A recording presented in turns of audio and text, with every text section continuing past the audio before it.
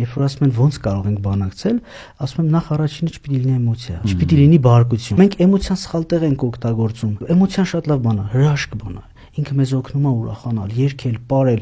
թեկուզ սքի մեջ թուլանալ, ինչ-որ էմոցիան օգտագործել շատ լավ բան է։ Հա, բայց զրույցի ժամանակ էմոցիան, խոսքը բարկացած զրույցների մասին, ինքը խանգարում է։ Իսկ մենք զրույցի ժամանակ ենք օգտագործում էմոցիան։ Ձեր խոստովանելիս չենք օգտագործում, ամոթ է, ինչ կասեմ։ Ես վերջերս տեսա մի տղա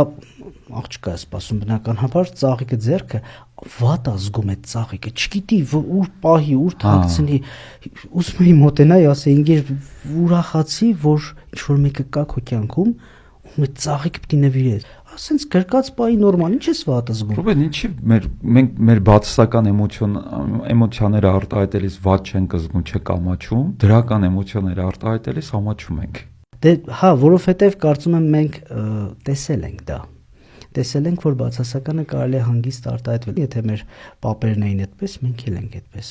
Մեր պապերը բարկությունը շատ լավ էմոցիոնալ արտահայտում են, բայց ով է տեսել պապ, որ տատիկին գրկի փաթաթվի։ Համբուրի շատ, հա, մենք արտասահմանյան վիդեոներ նայում, մենք ասում ենք, նա ինչ լավ է, պապիկը տատիկի ձեռք կա բռնել, հա, որովհետև մենք չենք տեսել այդպեսի։